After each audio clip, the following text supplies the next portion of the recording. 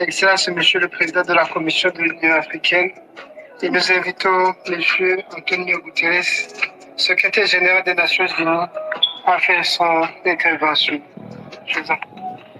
Excellence, Président Évariste Ndayishimiye de la République du Burundi, merci infiniment de votre accueil chaleureux et de votre hospitalité. Excellence, le Président Félix Tshisekedi de la République démocratique du Congo, Excellence, le chef d'État et de gouvernement, Excellence Moussa Faki Mahamat, Président de la Commission de l'Union africaine, Excellence, Mesdames et Messieurs. Avant de commencer mon intervention, permettez-moi d'exprimer toute ma solidarité et de présenter mes condoléances au peuple et au gouvernement de la République démocratique du Congo et du Rwanda, victimes d'inondations catastrophiques ces derniers jours.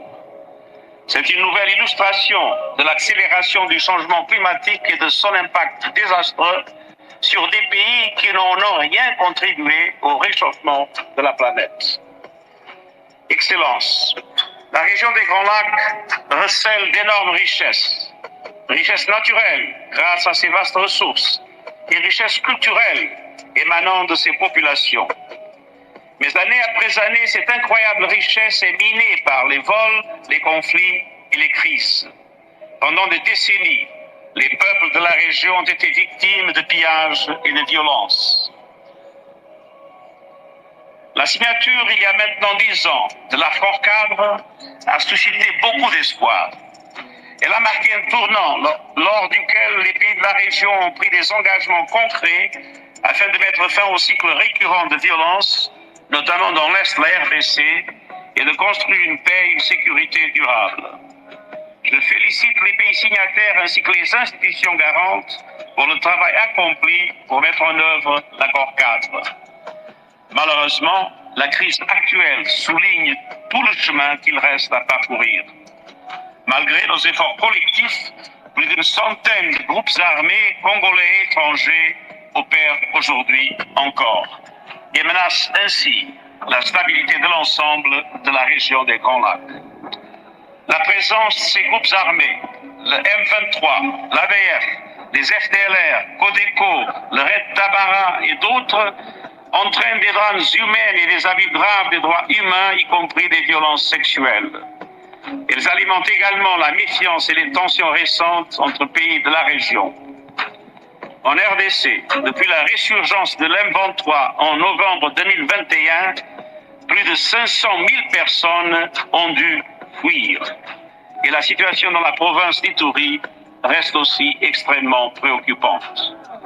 Il est temps que cesse la violence. Et je réitère mon appel envers tous les groupes armés. Déposez les armes immédiatement et rejoignez les processus de démobilisation, de désarmement et de réintégration. Et j'exhorte également les responsables politiques et communautaires à en finir avec les discours de haine et d'incitation à la violence. Toutes les parties doivent mettre en œuvre les décisions prises dans le cadre des processus de Luanda et de Nairobi sans délai et sans exception. Seul le dialogue constant et sincère permettra aussi de trouver des compromis durables. Je salue les efforts récents des dirigeants de la région afin d'éviter une escalade des tensions. L'Organisation des Nations Unies et la MONUSCO continueront d'appuyer les initiatives régionales, y compris la force régionale de la communauté de l'Afrique de l'Est, et j'appelle tous les partenaires internationaux à en faire de même. Je salue le consensus des acteurs de la région autour des mesures non militaires visant au désarmement, au retour et à la réintégration des groupes armés étrangers dans leur pays d'origine. Et la lutte contre l'impunité représente une autre étape importante. Les auteurs de crimes transfrontaliers et internationaux doivent être traduits en justice. Excellences, the Democratic Republic of the Congo and the region are rich in natural resources. The Congo Basin is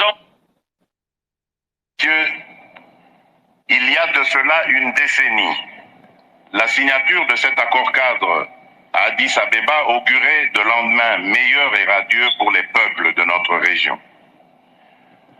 nos États souscrivaient et décidaient de faire du respect de la souveraineté et de l'intégrité territoriale des pays voisins, de la non-ingérence dans les affaires intérieures des uns et des autres, de l'interdiction de fournir une assistance aux groupes armés ni à des personnes impliquées dans des crimes de guerre et contre l'humanité ou des crimes d'agression, et de la facilitation de l'administration de la justice grâce à l'entraide et à la coopération judiciaire dans la région, la pierre angulaire de notre action collective, nous autres États géographiquement localisés dans cette région des Grands Lacs africains. À la lueur des objectifs consacrés par cet accord historique, d'aucuns auraient préféré que soit célébré ce jour avec faste les acquis de notre engagement collectif pour une région des Grands Lacs complètement pacifiée.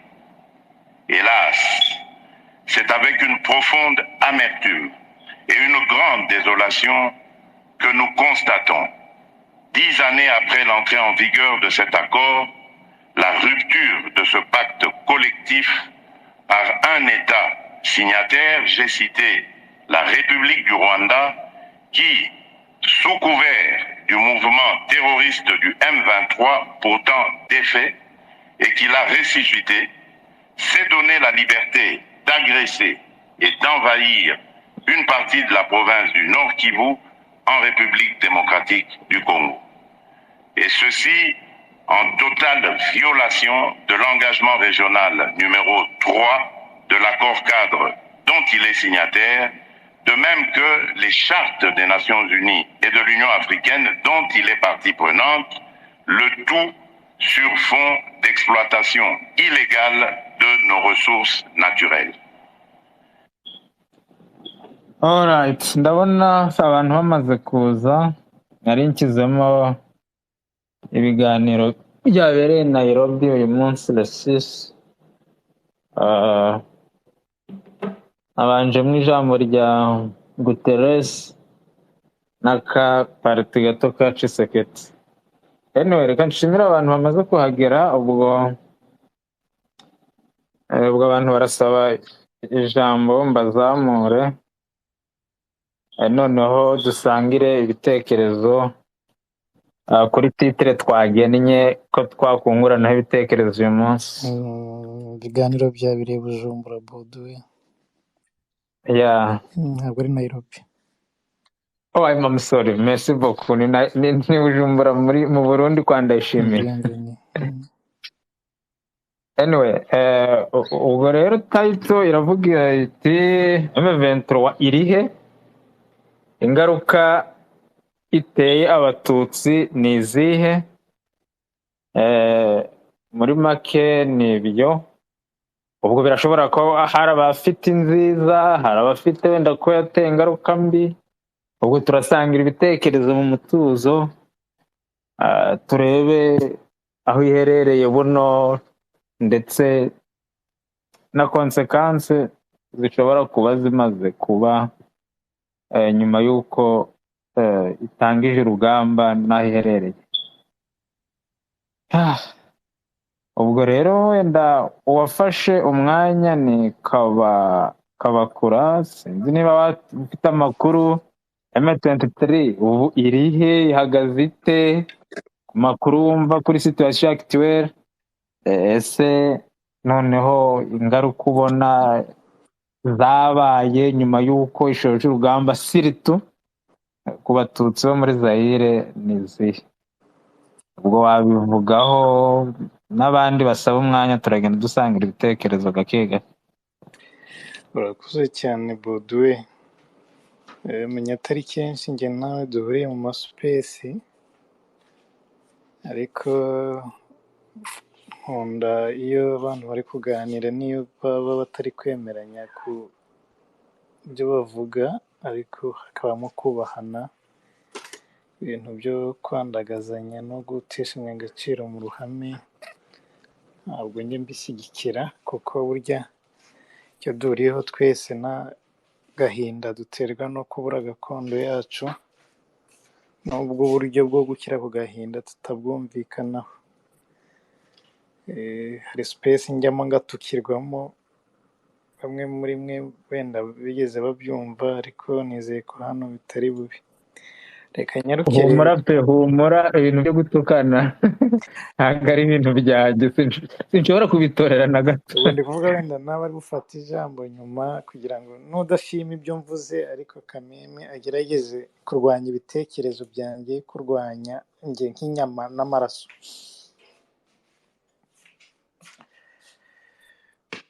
Okay.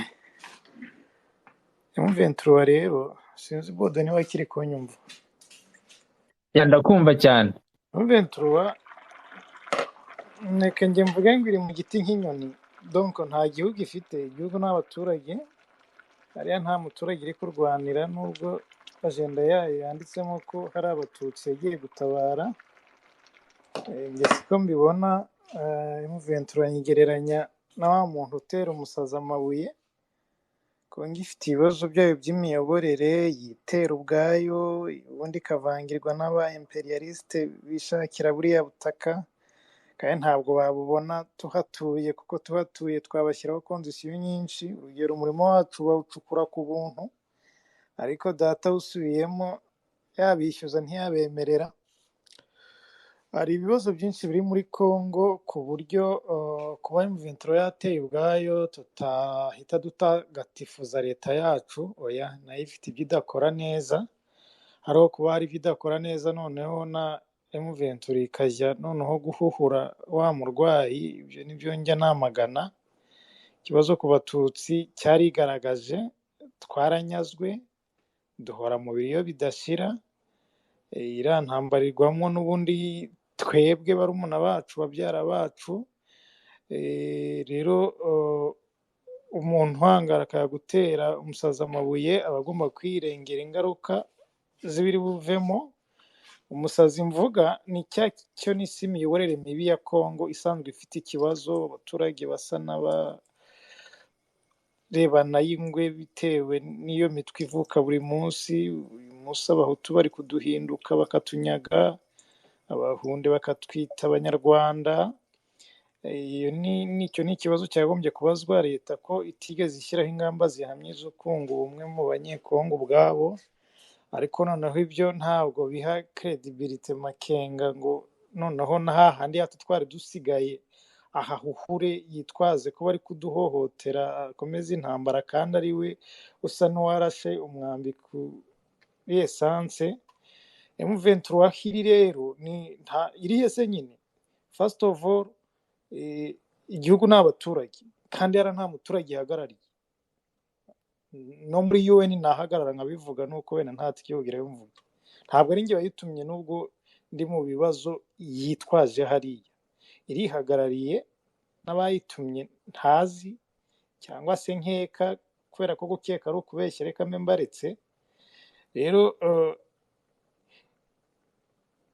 nitsindwa izasubira aho yavuye. Abanyazwe baranyazwe, abapfuye barapfuye. Hanyuma komandazi bayo n'ubundi basanzwe ari abakire, ntabwo ari abakene nk'abari ababyeyi bacu n'abavandimwe bacu banamye mu nkambi.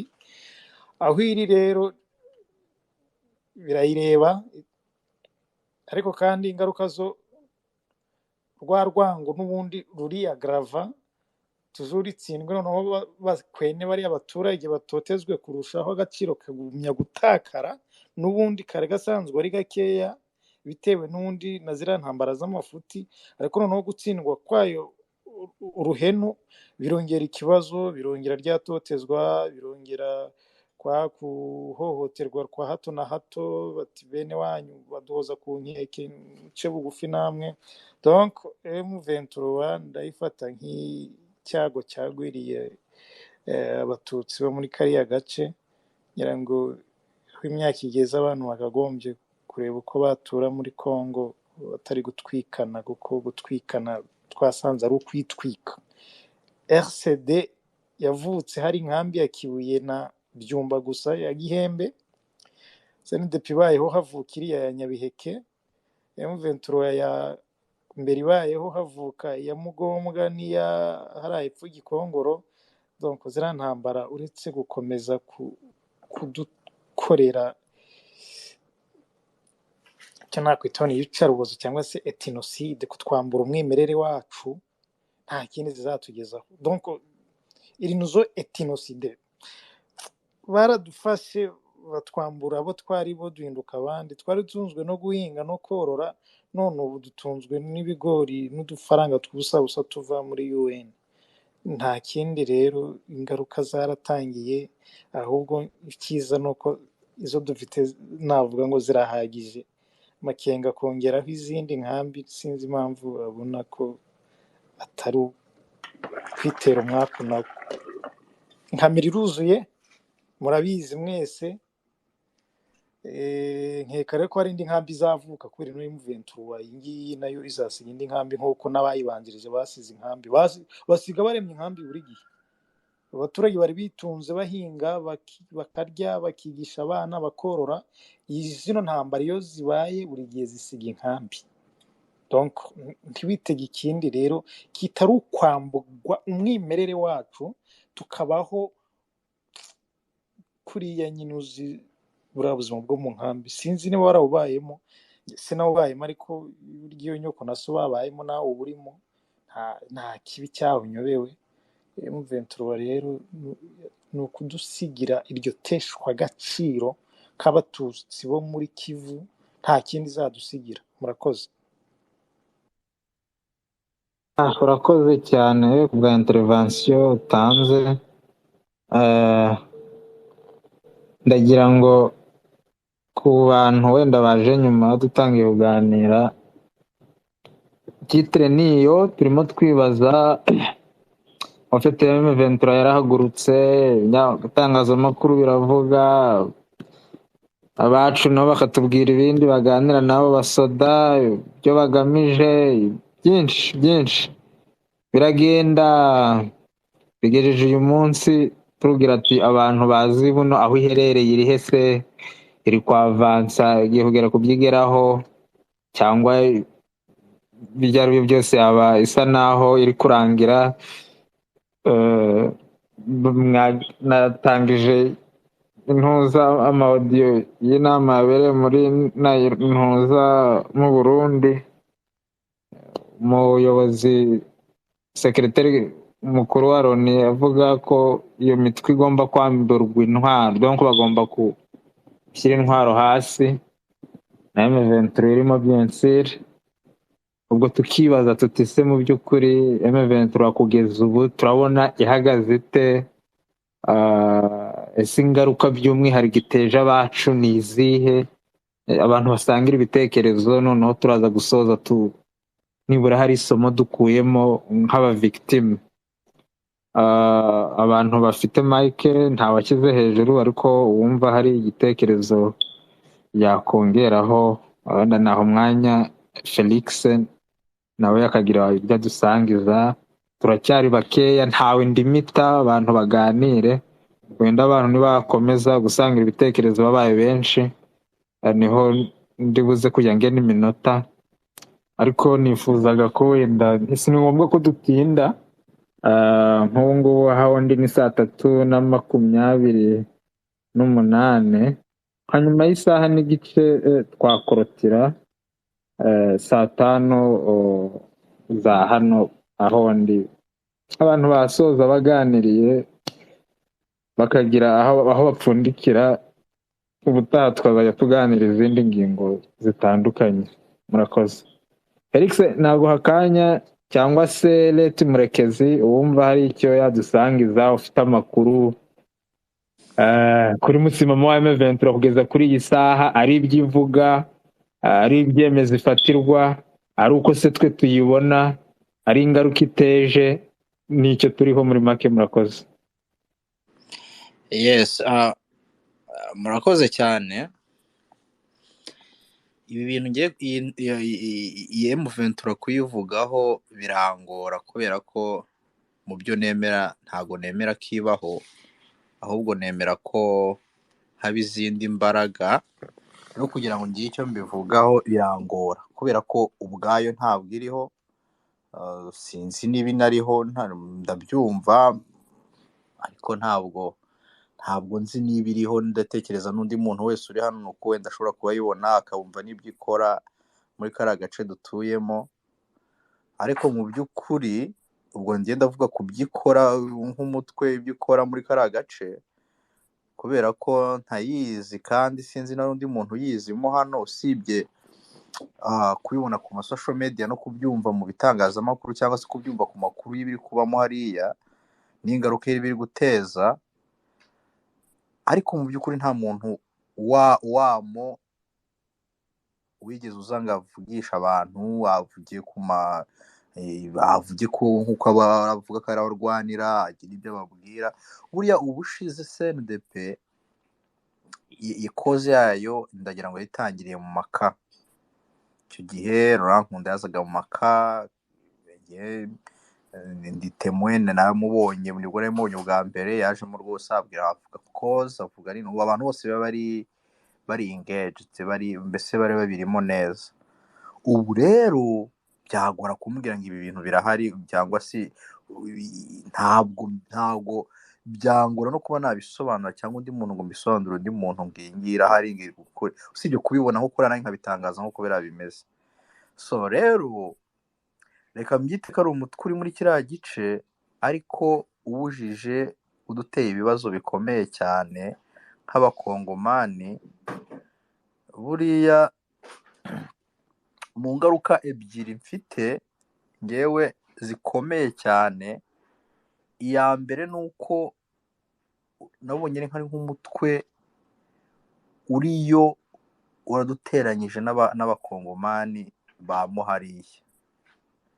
Ndabisobanura muri buno buryo. Buriya abakongomani ubu ngubu ugeze nko muri Kinshasa abantu bari kubona ngo uyu ni umututsi, ngo batangira kugira ikibazo, kandi imbere bari babazi, babanye nabo ntacyo babwiye nk'andi moko yose amazemo imyaka myinshi cyane.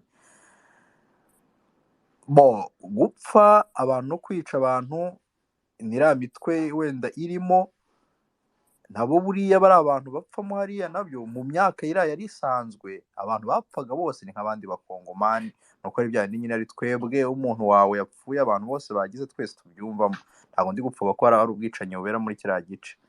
Ariko nkavuga ngo uriya mutwe ukigeramo rero abantu bose baba wikomye aravuga ngo uyu mutwe ni uw'aba ngaba abatutsi, nibo bari kudutera bino bibazo, bari kujya ku buryo umuntu wese aho bamubonamo ishusho y'uwo mutwe wa M23.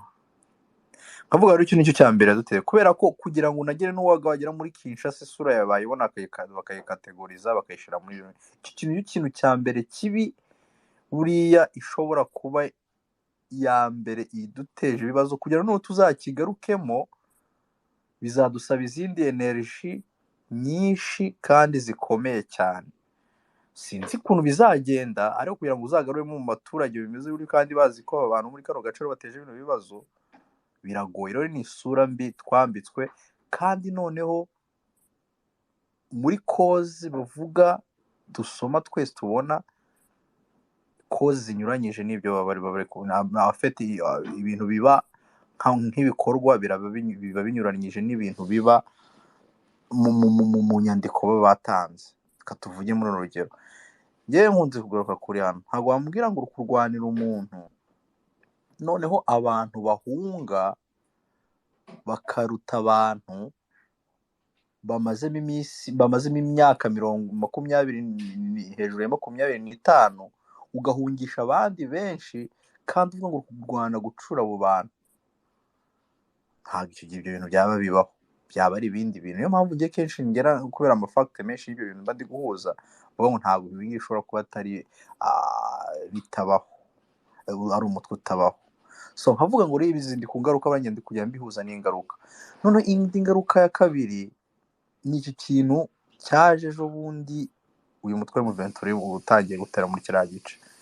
Buriya iki kintu cyajemo cy'abanyarwanda di Congo, kiriya kintu kugira ngo nacyo kigiye kutuzanira izindi energy, kigiye ni ukuvuga ngo kigiye kuzatuhereza energy nyinshi cyane abantu batari biteze kugira ngo bagire. None iki kintu cya propaganda imeze ityo nayo iri kuza ku bwoko, igapropagwa n'abantu bagashaka n'uburyo bayisobanura,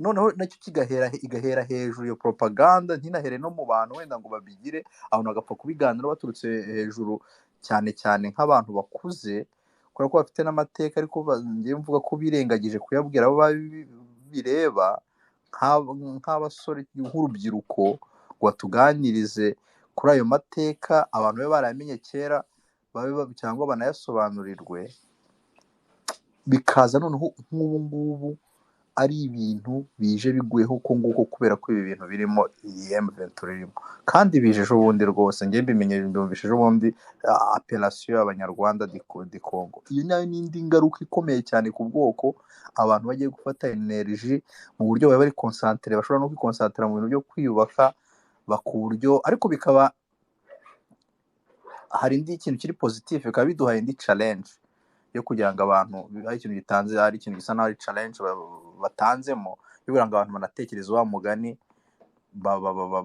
bagira uburyo bakora debate, bagira ibintu bahurizaho, noneho babe stable, bagire appellation yabo, bagire ururimi rwabo, bagire bidentifie, iyo identite bari gushaka gutakarizwa ibashigira, bayigarure mu buryo bumwe cyangwa ubundi. So ngero ndavuga biraza ni nka challenge baduhaye, ariko twigisha kugira ngo tube nka abanyamurenge. Sinzi impamvu nkunda kubigarukaho, ni abantu badusize cyane nk'abantu muri Nord Kivu, kubera ko bo ntabwo ari abatutsi, ni abanyamurenge, ntabwo bavuga ururimi rw'ikinyarwanda, bavuga ikinyamurenge. Iyo ni identite, uko byaba bisa uko ariko kose, uko byaba bimeze uko ariko kose, buriya baba bamaze kwihereza intuza. Hari n'abahema, hari abandi bantu nabihaye bafashe intuza appellation, bafite izina, bafite n'ururimi rwose. Ni abahema, umuntu uri buze kubimenya neza arabyibuka. Ni abahema baherutse kwiproklama, ni abaki? Abahema bavuga igihema densiriya muri Turi. Yego, bamaze kwiproklama nabo. Byatangiye bigoranye, binanirana buriya, abantu batabyumva, ariko bimaze gufata, kandi n'ejo bundi vuba cyane. Ni ibintu rero abantu bagomba kuba iyi challenge baduhaye, ariko ari n'ingaruka, kubera ko bigiye kudufata energy, ndetse biri no kudutangira kutwereka kuba byadusanisha n'abandi bantu, cyangwa biri kutuganisha kudusanisha n'abandi bantu, ariko akaba ari challenge nziza iduhereza umwanya wo kugira ngo twitekerezo, tunarebe ko twakora debate, abantu badebating ku bibazo bitureba, n'abantu bagire consensus imwe kuri icyo kintu. So ntabwo ndi buze kwiharira umwanya rero, wenda umuntu agenda agaruka, reka niretire kuri aha ngaha kugira ngo wenda tugende dusangire intuza ibitekerezo, wenda ibindi biragenda biza. Ariko mu by'ukuri ubwabyo dufitemo ingaruka nyinshi, kubera ziriya ntambara zibera muri kariya gace, kandi ni intambara mu by'ukuri ubona ari intambara, nubwo reka tuvuge ko zitwitirirwa, ariko ni intambara zitaduhira, zitanaduhiriye.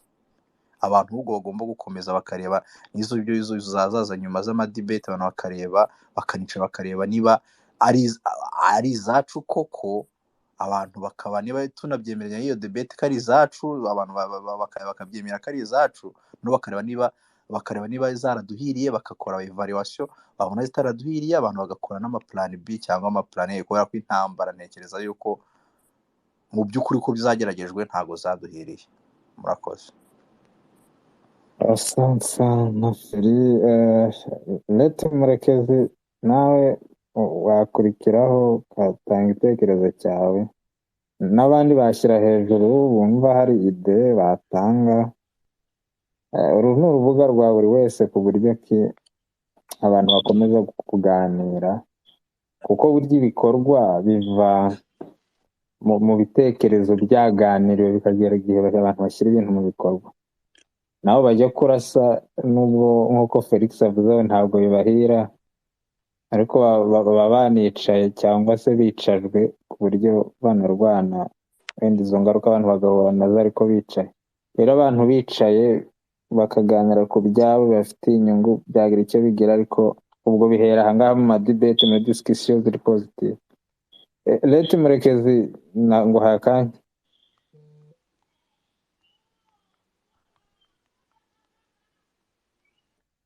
Ntabwo tukumva mwana uba urimo uvuga. Alo? Yes, Alizi. Nanjye reka mfate umwanya kuri iyi topike nziza mwazanye, ariko ntabwo ndi bujye kure y'ibyo Feri yavugaga. Mvaga muvuga igihe iyo bigeze kuri iyi topike n'amasaha abiri harashobora gushira mfashe ijambo mfite utuzi ndi kunywa, mfite amazi ndi kubivugaho, kubera ni ibintu bikomeye cyane. Mu by'ukuri reka ndebe ko yenda nacagagura nkurikije iby'iyi M23, ariko ndahera ku ngaruka. Hari ikintu bagenzi banjye bambanjirije bavuze, ariko mbere yo kugira icyo mbivugaho reka mvuga akantu. Iyo turi kuri space turi kuvuga ibya M23, hari abantu njya nitegereza nkareba, nkabona abantu baje bavuga ibya M23 ntibayizi, ni ukuyumva nk'uko wayumva nk'uko wafungura iradiyo ugatega amatwi ukumva bari kuvuga amakuru, ugasanga umuntu yirirwa kuri space nibyo adefanda gusa, ntanayizi, ntazi ibya M23, ntazi niyiva, ntazi n'abirwanira, ntazi. Ibyo ni ibintu biteye agahinda cyane. Ukabona umuntu afashe space, afashe igihe arayifunguye, si umututsi uvuka muri Congo, si umutu uvuka muri Congo, si umunyamurenge, si umushi, afunguye ibya M23 bivuzeho abigize deba. So niba ari amavyuzi baba bari gushaka simbizi, ariko biriya bintu nabyo biteye ikibazo. So kugira rero ngo ntangire nyivugeho, yenda hano kuri space turi benshi,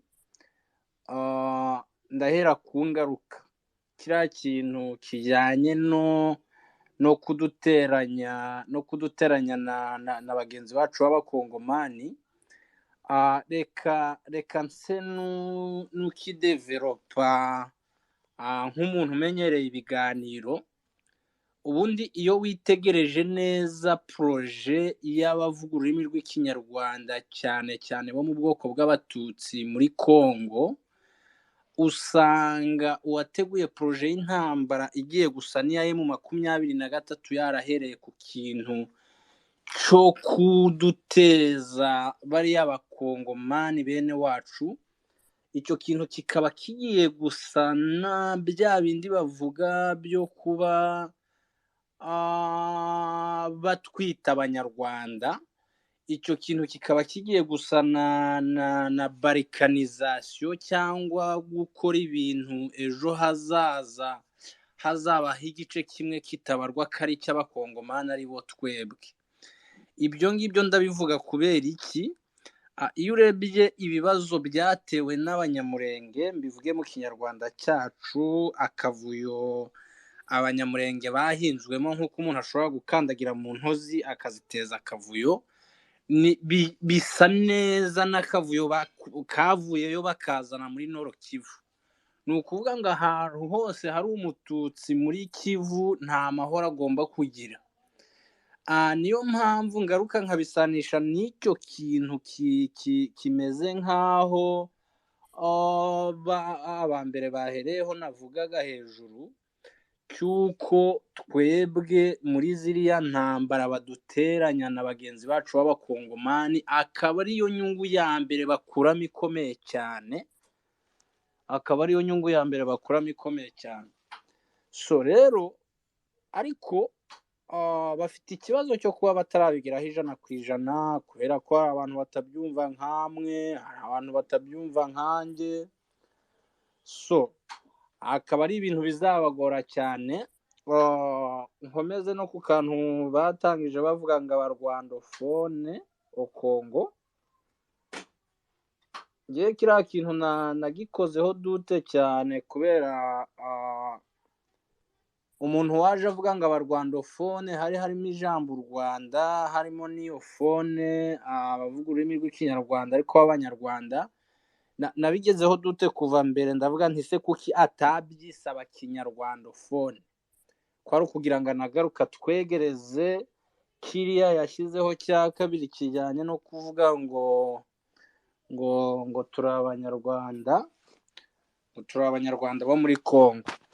Iriya ntambara rero iyo uyitegereje ni intambara ndende cyane. Sinzi niba uburyo byumvikanishe biri kumvikana, ni intambara ndende cyane izarwanwa kandi isaba guhaguruka. Reka ngaruke rero ku kijyanye na muvuma ya M23, na muvuma ya 23. Iyo ubwayo iyi saha uvuze ngo irihe, ubundi rimwe ibaho ubundi ntiyibaho.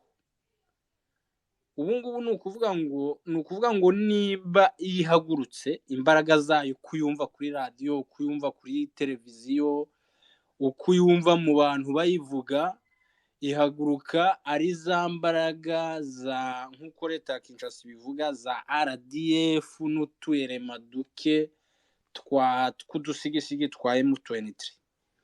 Rero izi saha ni ukuvuga ngo ntabwo ihari ahubwo nihabaho gahunda yo kongera kugaba ibitero bikomeye n'ubundi bazongera bicaginge bishyire standby, bahamagarana ayo mayirema akomeye ari muri RDF aze urugamba rwongere rutangire. Ariko ubungubu ntayihari, ahubwo igihari ni twatuyerema dushinzwe gucunga uburinzi, dushobora gukora udutero shuma, nicyo bita M23.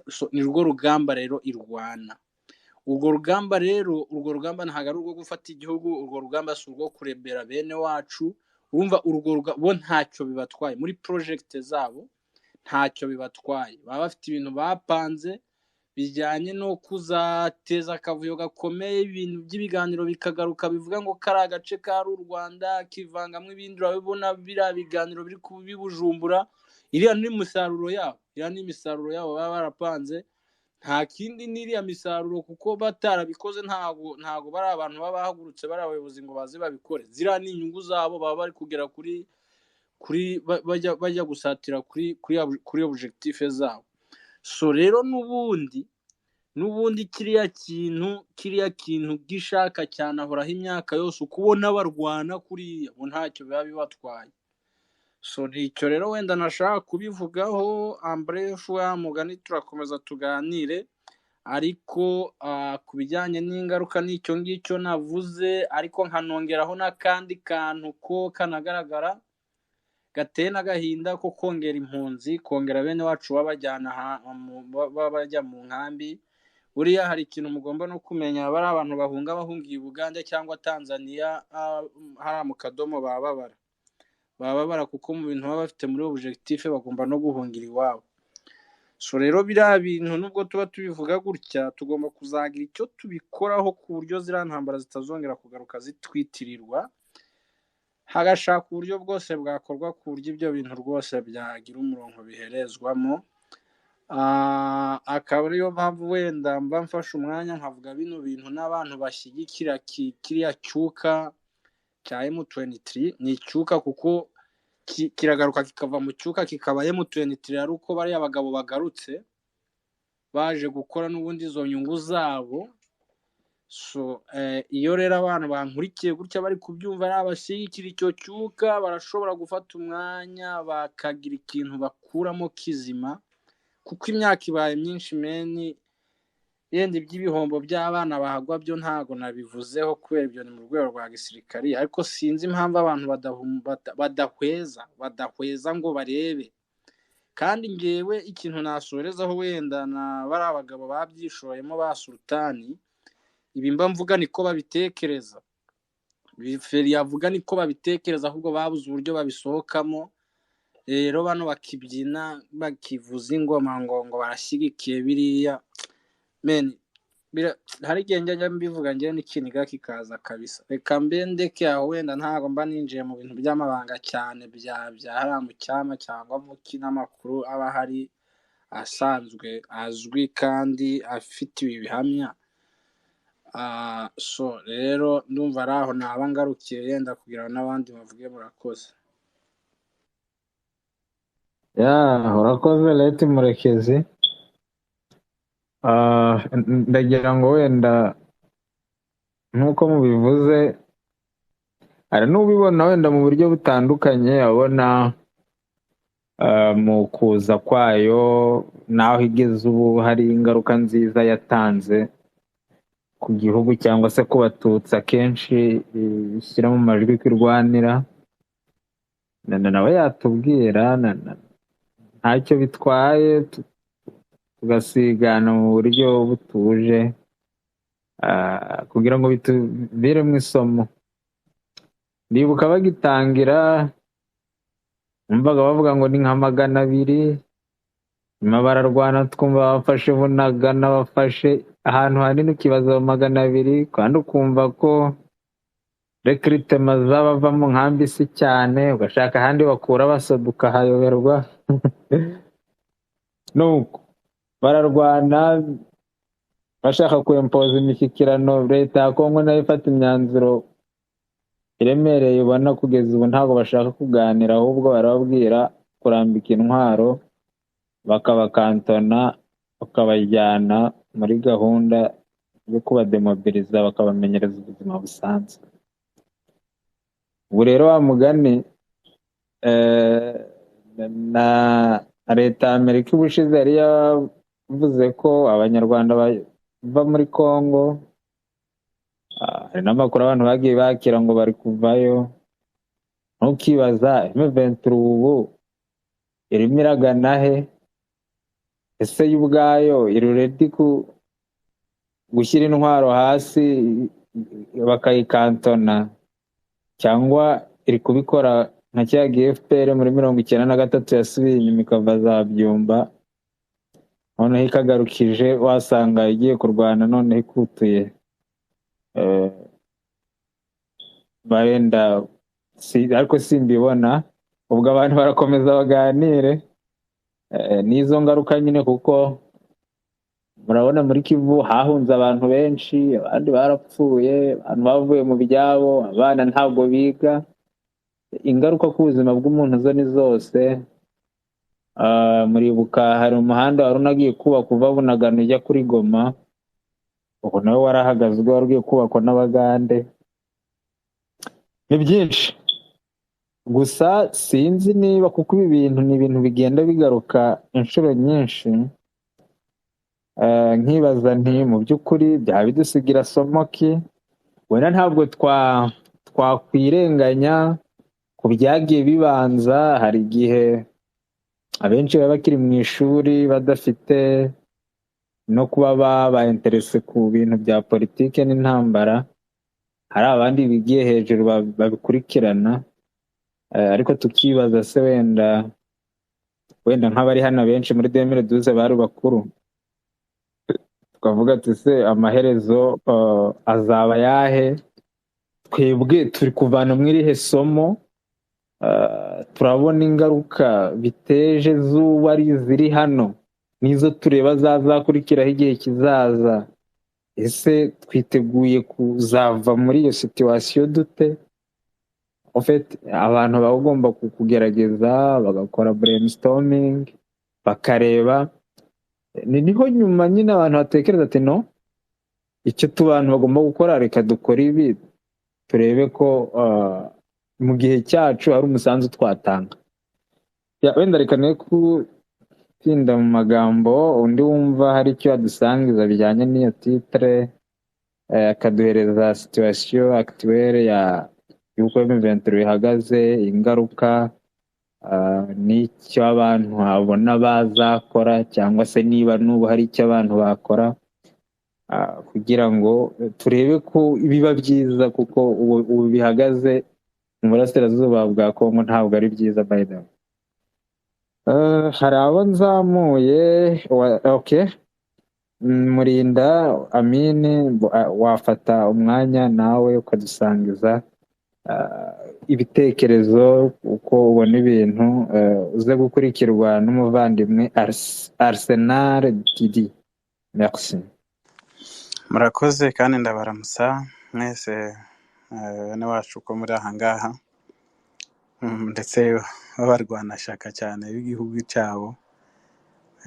Ndahamya neza ko nanjye uri aha mbateze amatwi nuko mba numva afite ishaka ry'igihugu cyanjye, kabone n'ubwo naba ngifite cyangwa se ntagifite.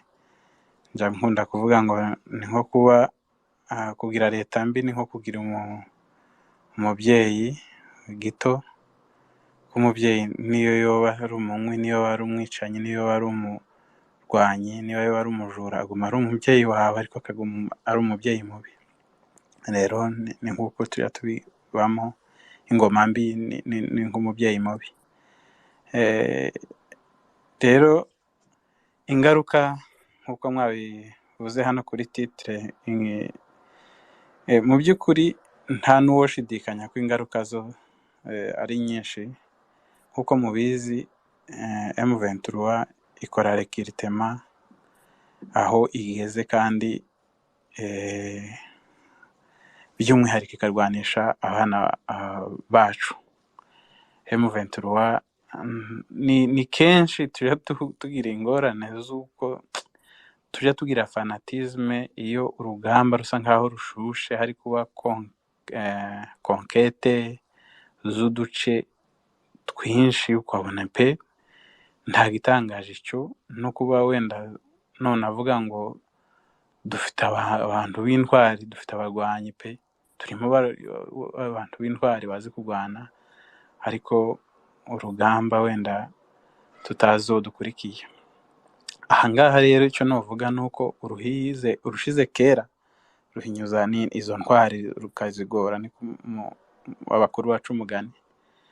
Rero aho tureba M23 ubu ngubu biragoye mu by'ukuri ko batangiye, aho bagiye bakonkera, aho bagiye bafata bagira ute, ubu kumva ngo bongeye bahatanze, ukareba inama baremesheje imbere ya televiziyo, noneho n'amashusho y'abantu bagiye bashiraho, noneho ufate iyo shusho ukuntu FRDC reaction nayo ubwayo ntabwo ari nziza, kuko ntiragira education iri professionnel. Dufite rega imbogamizi, icyo nacyo twe tukome urusyo dukome n'ingasire en realite. Wenda ari nayo mpamvu M23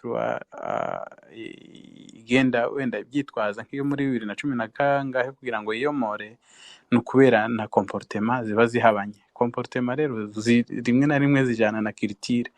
Ntabwo umwana wavuye ku muhanda upfa kumurerana n'umuntu warerewe mu gipangu, undi umurerane, mbese haba harimo ibintu byinshi bitandukanye. Rero hari comportement novuga za affectinga abantu, wenda kumva batobana n'abandi, ariko ibyo ntibyakabaye biba ikibazo, ko culture y'umuntu nyine niyo culture. Yaba umwana wo ku muhanda aba ari culture ye, yaba umeze ute ni culture, yaba uwo mu nka ni culture. Donc isifi guhana agaciro, abantu bakagira respect. Ariko iyo bigeze mu gisoda, noneho bakabaye bagendera muri angle imwe, bagakora bimwe, bagakora ibijyanye no gusevinga, by'umwihariko no guproteja umuntu umukongomani. Ariko ikibabaje niba batabasha kwiproteja ubwabo, biba bigoye cyane.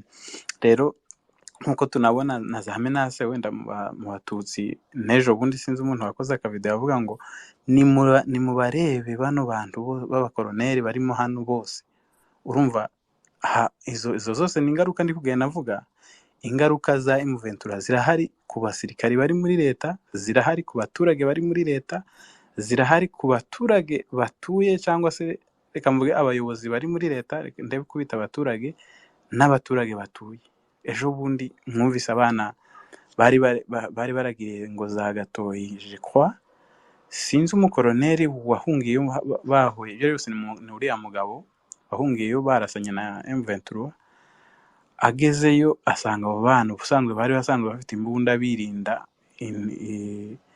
izi mayimayi na za Nyatura n'ibindi byose byazaga kubanyaga. Byari bizwi ko izo mbunda bafite, nk'uko n'ubundi wenda n'uyu mwangacushu nawe byamubayeho. Byari bizwi ko afite izo mbunda, afite ubwirinzi, kuko hariya umutekano urazwi. Mu by'ukuri harimo ubushobozi, harimo intege nke, harimo ibibazo byinshi bitandukanye ubusanzwe igihugu cyari cyifitiye, ariko harimo n'ukuntu abantu bagomba babihandoringaga. Rero iki ni ikibazo gikomeye cyane, kubona abo bana bagezweho n'uwo mugabo, abagera muri 12 bose bararashwe, abandi bagenda bapfira mu nzira kuko ntibari bazi iyo baje. Hari n'uwahungaga akagenda akongera akagaruka bakaza mu nzira, bamwe bicwa n'inzara bitewe n'urugendo. Donc byari ibibazo byinshi cyane. Urumva abo ni abana bari basanzwe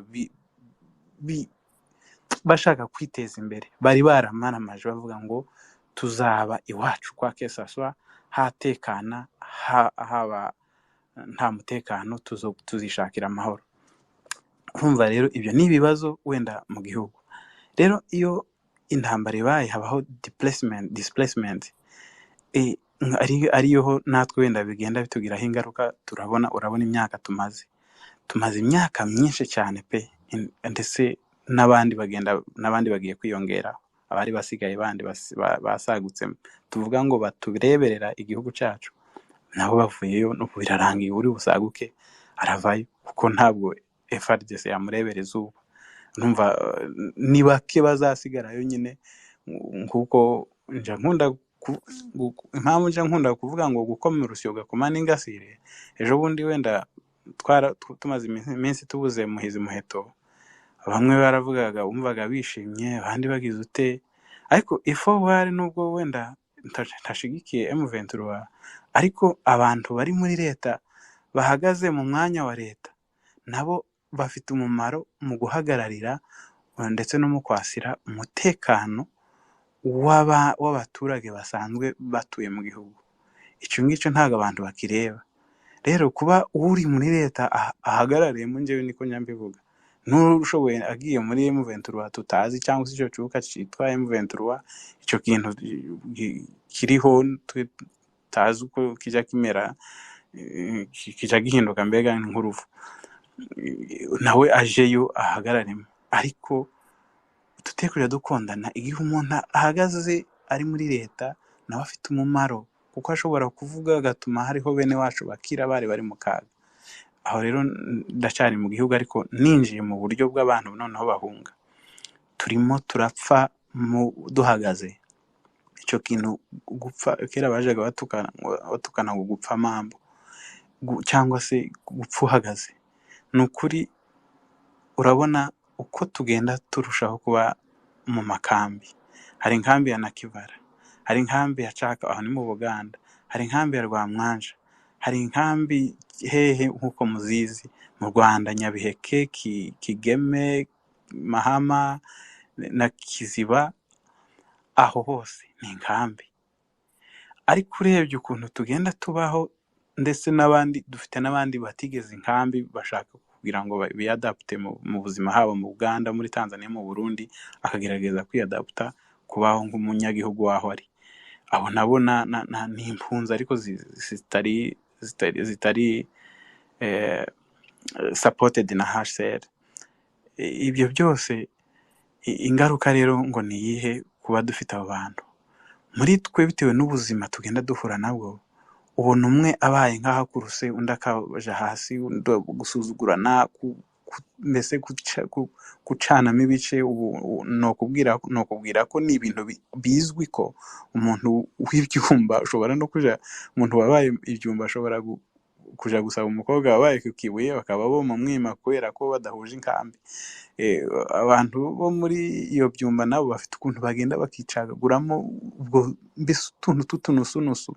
Imiryango uko kera yakundanaga, umuntu yabaza undi ngo urumuki, bigatuma yisanzura yumva yizi shema, byararangiye. Urwo rukundo rugenda rugabanuka, uwo muco ugenda uzimangatana, bigatuma umwijima uganza cyane muri twe, hakabamo kwikunda no kwigomeka. Ibyo ni ibintu bituma nyine habamo gutakara ndetse no gupfa abantu kandi bahagaze. Rero ntizimbye mu magambo, ingaruka zo ni nyinshi kandi zirahari, ni nyinshi nkamwe buri muntu wese ashobora kubara. Kandi tukomeje no gutakaza abana. Sinzi umuntu wavuze ngo igisirikare ngo bari abapfa n'abasirikari. My dear, hari umuntu wabaye incike kubera abana be bashize, basigiye bashirira mu gisirikare. Kandi intambara bene wacu bagwanye ni nyinshi, uhereye muri 90 kugeza uyu munsi ni nyinshi. kandi niyo boba bari mu Rwanda, abana bacu dufite mu gisirikare cy'u Rwanda ni almost nka 60%, ni benshi. Ibyo rero turimo turatakaza abana pe, tutakaje abantu rero uko kose ni ukugenda turapfa d'un côté psychologique cyangwa se morale, tukapfa no mu buryo buri physique. Rero ibyo byo ni ibibazo byose bigenda biboneka bizwi, ariko niba koko buri muntu wese ari hano ahagaze hano cyangwa se afata umwanya wakaza agahura n'abandi kuri space, tujye dufata umwanya dushake na solution y'ukuntu noneho two kwibungabunga, ubyumva uko ubyumva, ariko ntibibe impamvu yo gutuma dutandukana, kuko ni byiza no kugira ide zitandukanye, ariko tute kuryana, ahubwo tugire ubumwe, tugume tubeho. Ndahamya neza ko hari igihe tuzongera tugahura, igihe kimwe kizaba twongere dusangire ku nkongoro imwe, tunywe amata, dukamirwe. Murakoze, muragira Imana. Asante sana Murinda ku message utanze. Ndagira ngo noneho washyize hejuru ni Arsenal Didi, ubwo nawe yadusangiza uko abona situation imeze, donc kuri title irahari, wenda namuha akanya. Murakoze. Title ndi kuyireba, M23 irihe, ingaruka iteye abatutsi ni izihe? Njye nasubira inyuma cyane kugira ngo tumenye wenda ingaruka y'abiteye abatutsi, kubera ko nabaza Bodo duhunga kuva 96 ntekereza ko abantu bahunze. Twahunze iki? Oya, turi kuvuga ku bya M23 kuri urugamba rwayo, ntabwo twagiye hirya, twibanze kuri iyi situation, tugira n'ikindi gihe tuganira no ku bindi, ntabwo twagiye kujya mu mateka. Ibyo twahunze turabizi, turimo turi centre kuri M23 hano, uko yahagurutse, ifite ibyo yarivandikaga, hari icyo amahanga asaba, hari ibyo Kongo isaba, hari wamfite kuba urugamba rwarabaye, buno se yabihagaze ite niwe ifiteho amakuru, kuva aho itangiriye se hari ingaruka zaba zarageze ku batutsi, ushobora kubona ari nziza wenda nawe ukazitubwira, hari n'uwabona ari mbi akabitubwira. Ni muri uwo mujyo turi kuganira, ntabwo twashatse kujya mu mateka, tujya tugira n'igihe cy'amateka arambuye. Urakoze. Niba muri kuvuga ibintu biri limite, ubwo je merite. Urakoze cyane. Niba kuri iyi ngingo nta gitekerezo ufite, ubwo wenda uko abantu bagenda baganira urajya wiretrova, ndumva ari ibyo. Noneho niba hari undi wumva yagira icyo adusangiza selon le titre, twakomeza tuganira gake gake, dusigaje isaha imwe tugakorotira, ntabwo turuze gutinda muri space. Ubwo wenda baza kugaruka